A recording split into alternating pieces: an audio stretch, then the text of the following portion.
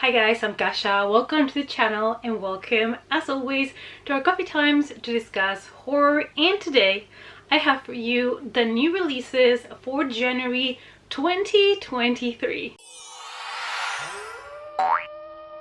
It's coffee time.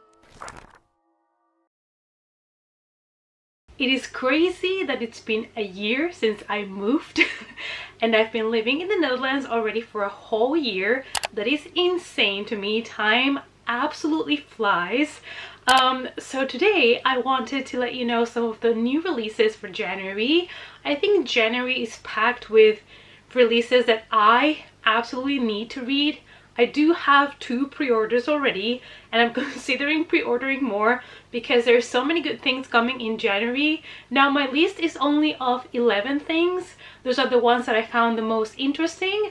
But those things, they're so good. So, you know, get a pen and paper and take a note because these are really cool horror/thrillers coming out in January. Let's start with YA horror, and we have The Midnight Game by Cynthia Murphy. This is one that I have pre-ordered and that I am really extremely excited about.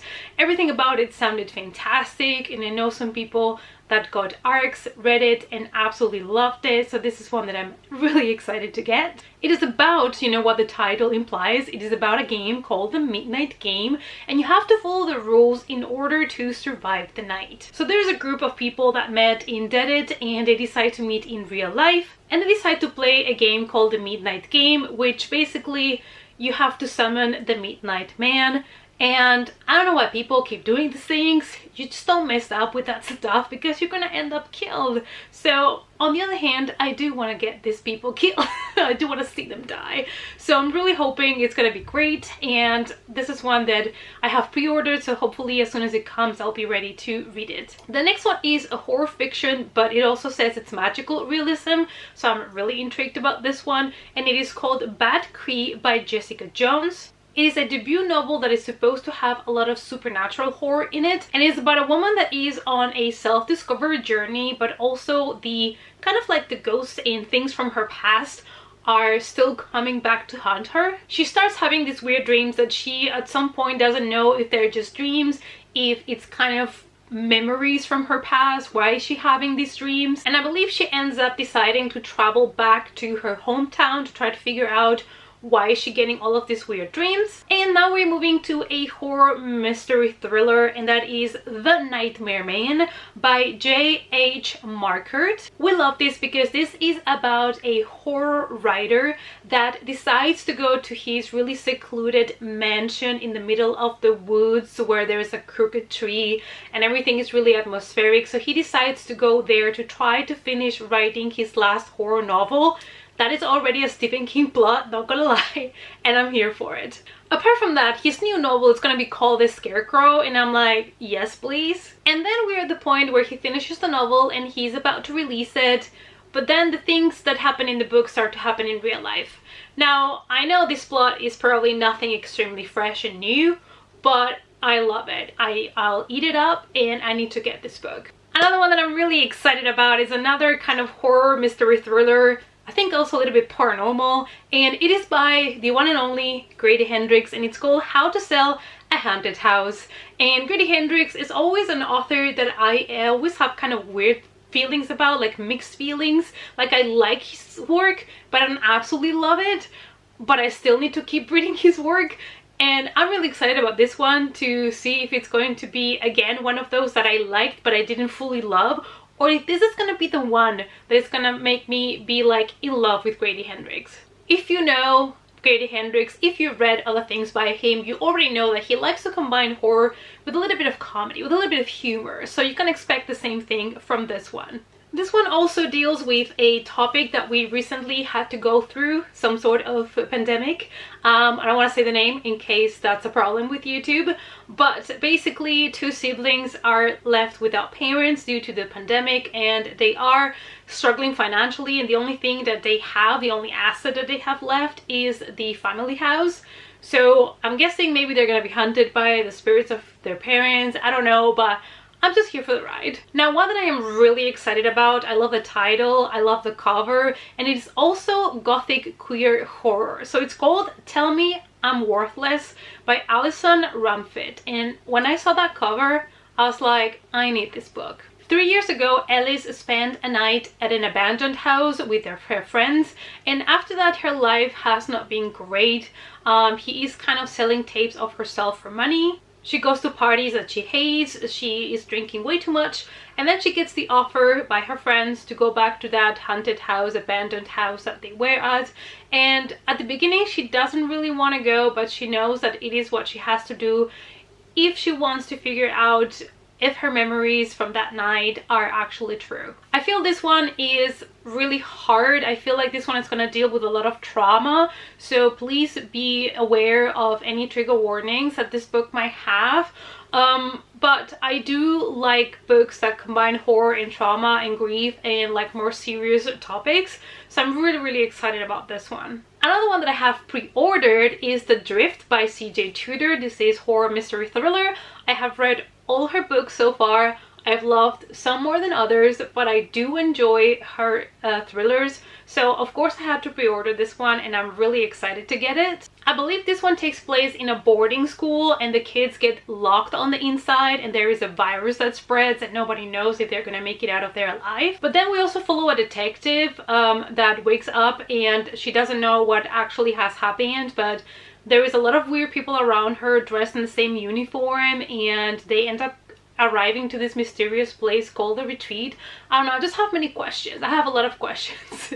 But it does sound like something different from her other thrillers, which is also something that I really like, that they're all quite different when it comes to the theme and the twist. So at least she's giving us something different every time. So this is another one that as soon as it comes, I'm gonna read. Now, the next one is really interesting because this is supposed to be a book about Halloween, but it is also considered historical fiction horror, and I'm here for it. It's called All Hallows by Christopher Golden, and when I read the synopsis of this one, I was like, this is a must-have for me. We are on Halloween night in 1984. I mean, that's already sold the book to me. Let's be realistic here. I don't have many demands. If you make a book of the 80s, Halloween night, I'm in. There's kids with makeup on the street, you know, trick-or-treating, and everybody seems to be scared that night of someone called the Cunning Man. And I just need to read this book. This is gonna be amazing. I don't know why is it coming out in January, because this is a Halloween themed book, so I might get this now and wait and read it for Halloween, because I don't have so many Halloween themed books anymore that I have not already read. So this might be one that I have to put on my list for October. And now we have a little bit more of paranormal horror for all of you guys that love a paranormal story. We have episode 13 by Craig DeLuey. A ghost hunting reality TV crew gets access to a supposedly really haunted house, and they get like special access to it so they can go and film it, and of course try to find ghosts and try to prove the existence of ghosts. And as they start to uncover the history of this place, they start to realize that actually this might be more real and not just be TV. The next one is a collection of novellas that has been curated by Sadie, you know, Mother Horror, as we know her in Instagram and Twitter. And this is already book 5, so there's other collections out there. But the new one is called The Bony Swans, and it is a My Dark Library book number 5. And towards the end of the month, we have a vampire book. So it's for my vampire lovers friends. It's called Vampire Weekend by Mike Chen. So I think this is a more modern and kind of realistic approach to vampires, because it says that of course vampires cannot fly and they cannot turn into bats. That's just things from the books and from old movies. So basically they say here that vampires are just focused on getting blood bags and working night shifts. And our main character has been without a family for a really long time, but at least our main character is able to attend as many punk rock shows as they want, because obviously they have all the time in the world, and nighttime, concert time, it's perfect for vampires. The next one is middle grade fantasy, but it has a little bit of spookiness to it because it has been compared to the Addams Family. So this one is called The Carrefour Curse by Diane K. Salerni. So 12-year-old Garnet has been kind of protected by her mom, and she doesn't really know much about her family. The mother didn't allow her to have contact with them or anything like that.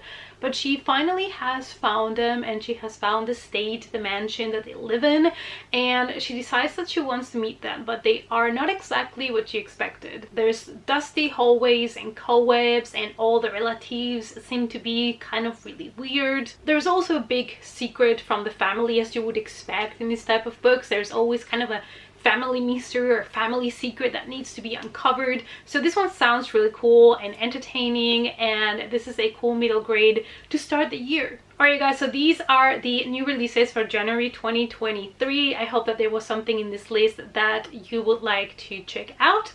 Let me know down below which other ones are coming out in January that you would like to read. Let me know in the comments, and help also other people to find more releases for the month of January.